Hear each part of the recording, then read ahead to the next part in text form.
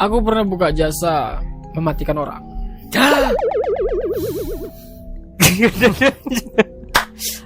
Jadi gimana tuh jasa mematikan orang? Nggak takut nih. Jasa mematikan orang. Itu internal. Internal. Internal maksudnya gimana tuh? Internal maksudnya nggak umum gitu. Umum.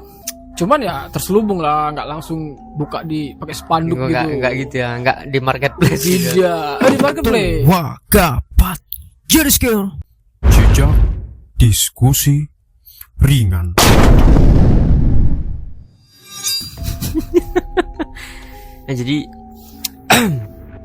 Jadi aku mau bertanya serius nih dengan Wak. Dengan sekian lama kita berdiskusi, ini mungkin pertanyaan yang sangat mendalam ya. Agak ada sedikit penasaran, dan kemarin juga ada cerita kita internal ya kan mengenai masalah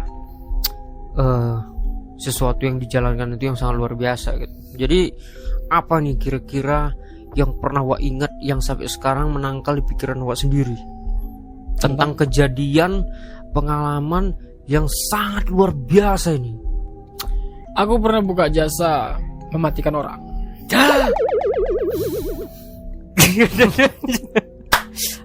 Jadi gimana tuh jasa mematikan orang?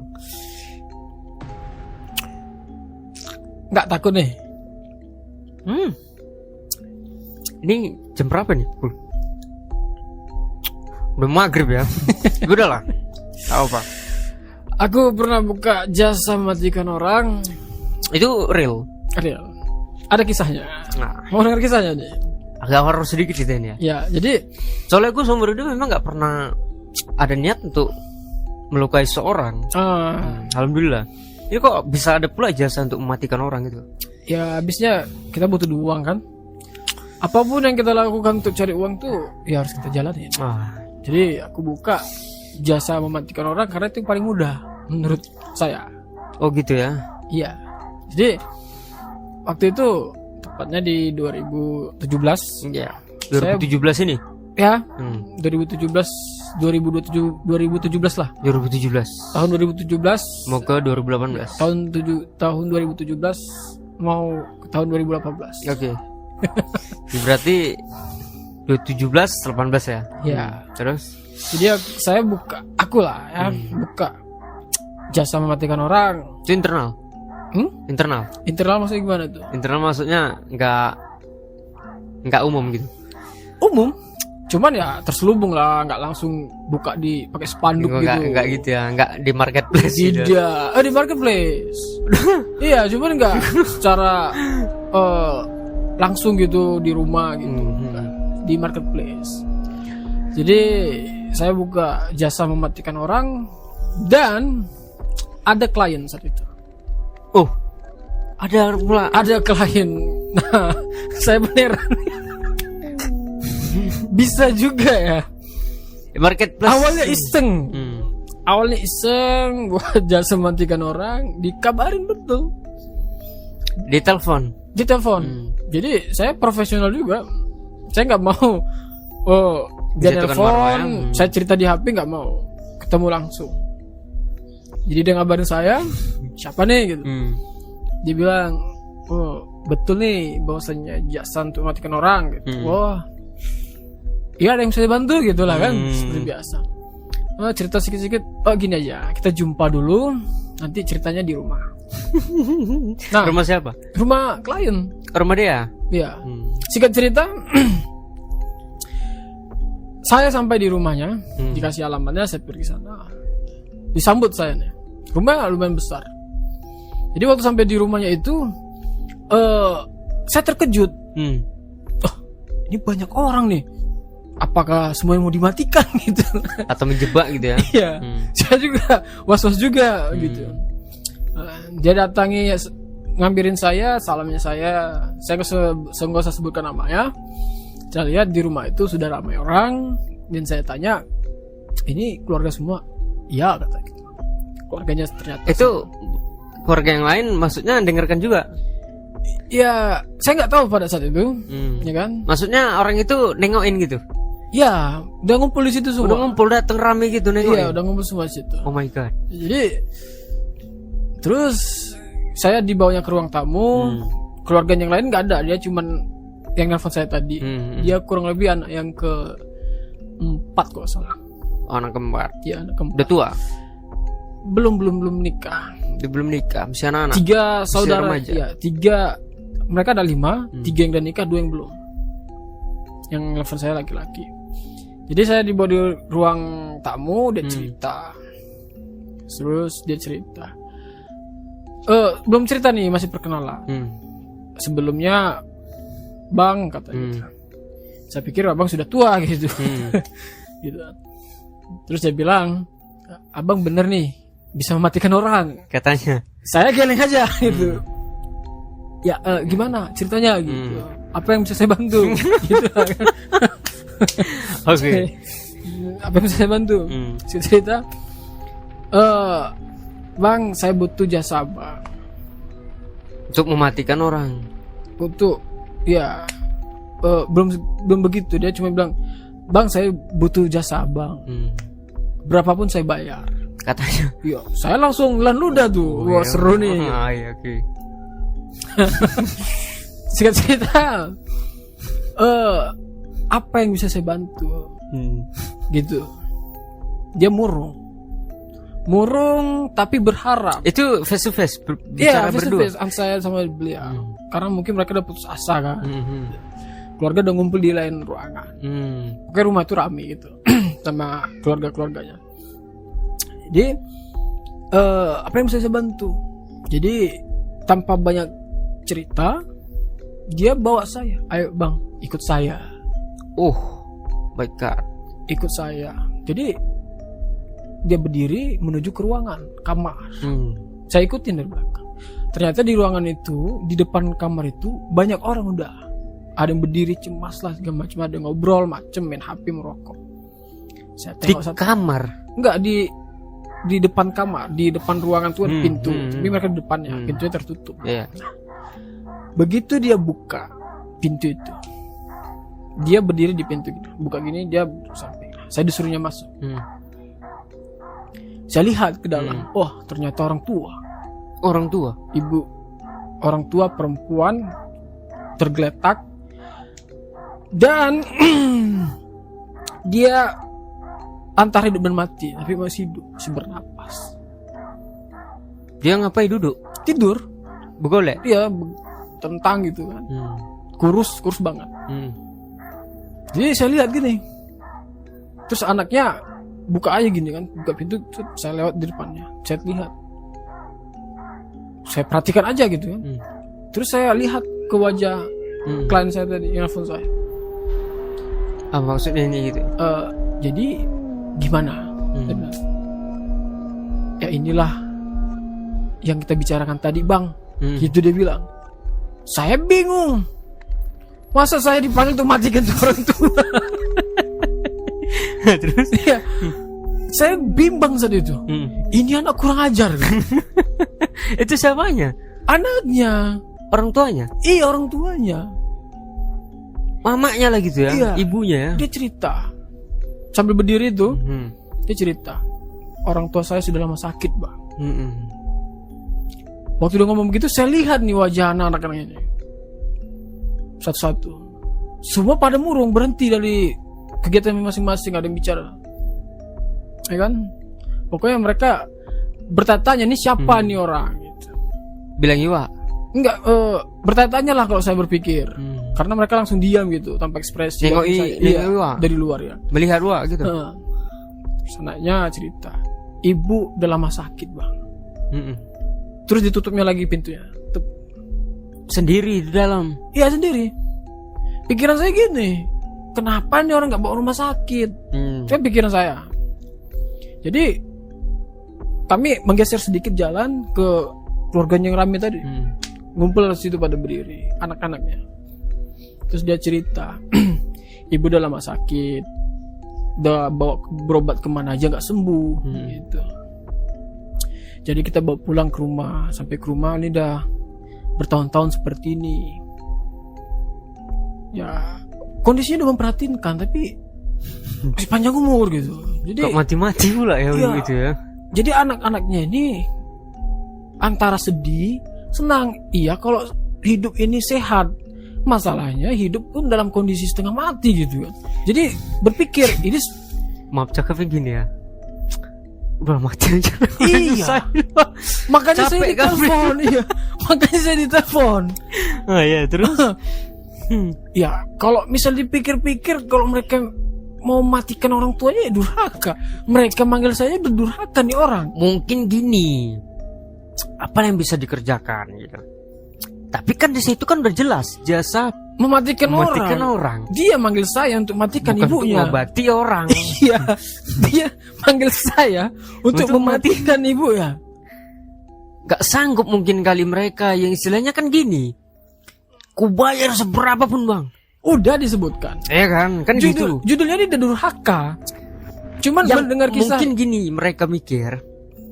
Yang penting jangan di tangan kami, tangan orang. Itu yang saya pikirkan. Itulah pauknya kan ya, terus. Ini saya cerita lagi. Jadi jadi mereka ini saya udah berpikir ini orang durhaka nih anak-anaknya. Disuruh saya datang kemari untuk matikan orang tuanya. Udah pikir gitu ya? Iya. Udah istighfar juga tuh? Tidak. Oh enggak, masih bertanya-tanya bimbang. Masih bertanya-tanya ya? bimbang. Kalau kalian bunuh orang tuanya, kenapa nggak mereka bunuh aja sendiri gitu kan? Kenapa mesti saya gitu kan? Saya bertanya, oh ini jebakan ya, gitu. Jebakan ya. Cuman untuk udah ada rasa takut. Tidak takut tidak, cuman harap-harap cemas Ya, gitu kan. terus. Jadi singkat cerita, mereka bercerita begini, ibu udah lama sakit, begini-gini aja udah berapa tahun-tahun. Jadi mereka kasihan lihat ibunya. Apalah ya, nggak sanggup juga ya kan? Iya, tersiksa seperti itu. Cuma dilema juga, kita matikan aja lah ibu kita ini dengan bantuan saya. Oh iya, Gitu dengan lah. pikiran tadi ya. Iya. Jadi ya saya berpikir ini anak-anak durhaka semua, nauzubillah gitu. Nggak ada otak ini orang ini semua. Tapi dengan kisahnya seperti itu. Bos saya adalah sakit lama, begitu ada bertahun-tahun berobat kemanapun nggak juga. Jadi ada yang bunyi satu anak yang paling tua, Oh, paling besar. dia bilang. Saya pernah dikasih tahu kalau ibu dulu nggak salah pernah pakai susu, kata begitu. Oh, gitu. Jadi langsung saya berpikir ini orang manggil saya berarti saya dukun gitu, suruh cabutin susunya, kan gitu kan. Jadi karena nggak mungkin nggak saya bilang nggak bisa gitu kan, saya pun nggak bilang bisa dan bilang nggak gitu. Ya saya supaya menguju buat menampilkan kewibawaan aja lah gitu kan. Saya berpikir banyak gitu.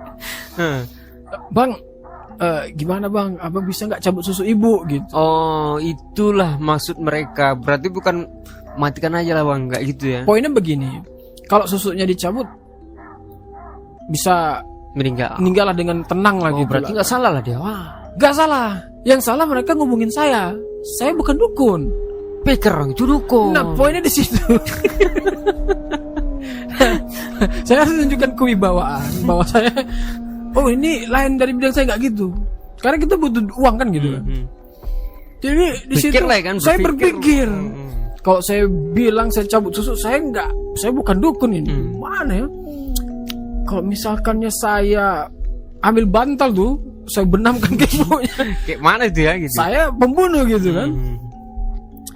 Jadi supaya nampak terkesan saya tuh seperti dukun dan yakin, saya minta sama mereka, siapkan saya air putih sama kopi satu. Ya, nggak gudang garam juga, gudang garam merah. Air putih sama kopi, saya nggak merokok. Saya duduk di ruang tamu, pergi saya duduk di ruang tamu. Terus saya panggil lah teman yang tadi, sambil ada kopi sama minuman. Saya duduk beginilah, seolah-olah orang hebat gitu. Seolah-olah ya. Saya suruh dia berbisik sama saya. Kayak mana itu? Saya bisikkan, dia cerita sambil berbisik. Oke. Panggil abangmu yang lain. Datang. Begitu juga. Saya berbisik ngomong sama dia pun ngomong sama saya berbisik. Itu apa bisikannya? Tunggu dulu. Oh, iya. Satu persatu. Jadi 5 anak ini tadi berbisik ngomong sama saya satu persatu gantian. Orang itu yang ngomong semua bisik. Iya. Bisikan gitu. Saya buat pertanyaan seperti ini. Saya gini kan. Gitu. Dia pun ngomongnya bisik-bisik. Udah siap? Panggil abang yang lain. Dah, singkat cerita. Itu nggak deg-degan itu, mampus lagi nih. Enggak. Oh, slow aja. Udah tahu. Yakin aja ya. Yakin. Duit ini ya kan. Jadi Selesai itu sudah saya menuju ke kamar. Saya buka lah pintu kamar tuh, mereka masuk semua. Masuk semua ya? Iya. Saya lihat ibu itu dulu, saya berdiri. Mata terbuka, mulut terbuka, bernapas. Gitu. Tapi setengah mati, kaku udah. Gitu. Udah nggak tahu lagi lah ibu ini ya. Dulu orang yang dekat ibunya di kepala, saya suruh pinggir. Ada dekat pintu semua. Semua geser lah ya. Geser. Jadi bagian kepala itu jangan ada mereka. Harus ada saya. Jadi space itu dikosongkan. Jadi saya dekatkan, saya jongkok ke kepala ibu itu, ya. Terus saya bisikkan ke ibu itu. Getar ibu itu. Bisikkan apa itu? Tunggu dulu. Oh iya. Jangan kamu tahu saja. Dengar dulu ceritanya. Iya. Saya bisikkan, getar dia langsung bergerak. Orang nengok kiri kanan. Dia cuma saya langsung.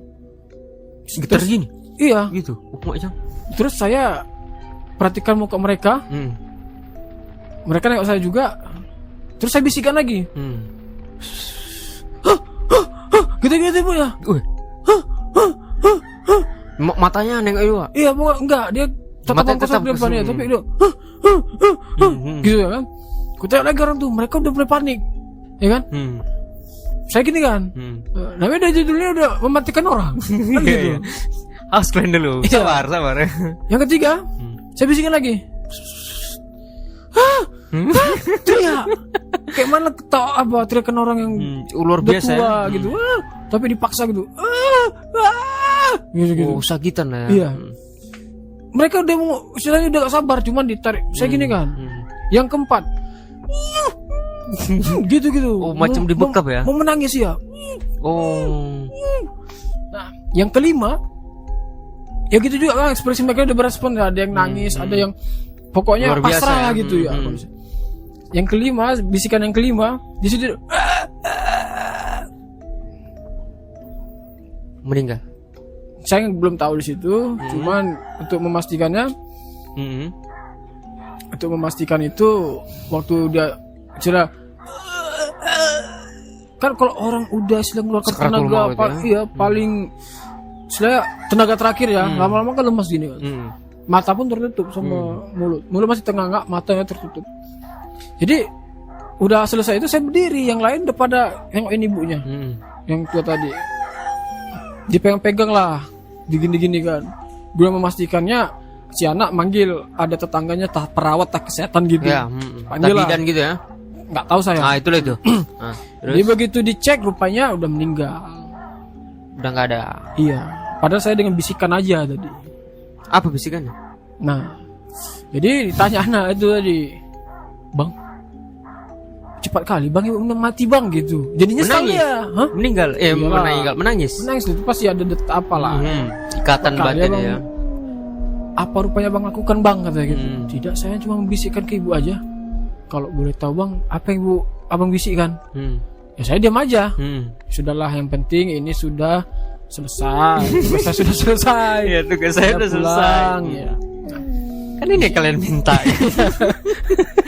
Oke, terus. Jadi udah singkat cerita, ya alhamdulillah saya pun juga nggak ada nggak ada istilah membunuh orang, nggak saya bekap sama bantal tadi, nggak pakai bantal itu. Begitu saya pulang sendiri nih, nggak diantar dia, mereka ngurus orang tuanya. Saya tolak lah gitu kan, karena mereka ngurus jenazah orang tuanya lah gitu kan. Sampai saya lega sangat. Di sinilah luar biasanya pekerjaan ini gitu. Jadi bisikan ini aku yang kutanya nih ya. Iya. Kau udah pulang? Iya, udah pulang. Udah pulang dibayar? Udah dibayar. Oh, udah alhamdulillah ya. Dibayar. Sesuai dengan kesepakatan. Jadi anaknya kan berbisik sebelum melakukan tugas tadi kan? Iya. Apa yang bisikan yang kalian? Iya. Jadi 5 orang anak ini saya minta, masalah kalian tuh apa? Iya. Nah, itu yang saya sampaikan ke ibu mereka. Saya bisikkan, Bu, anak ibu utangnya 100 juta. Ya.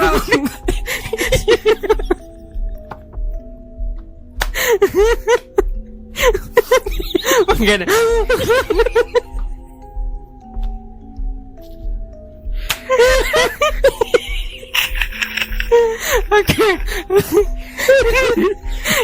Yang anak keempat. Nah, yang kedua, Bu, anak ibu narkoba.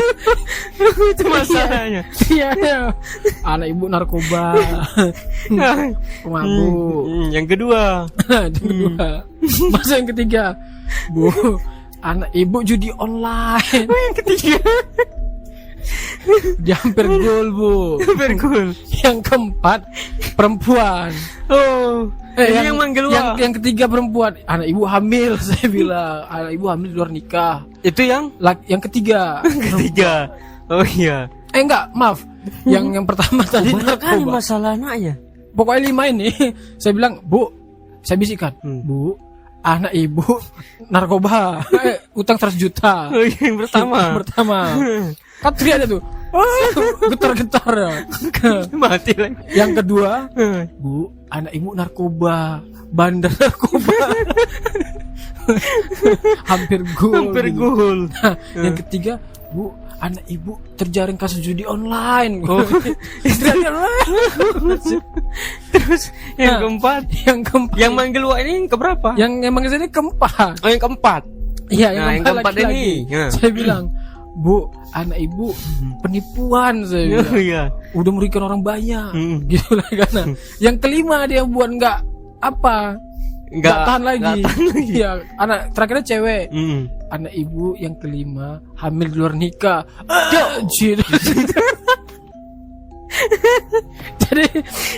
jadi ya itulah tadi ya. Saya berpikir saat itu kayak mana cara membunuh orang tua, itu dengan masalah anaknya.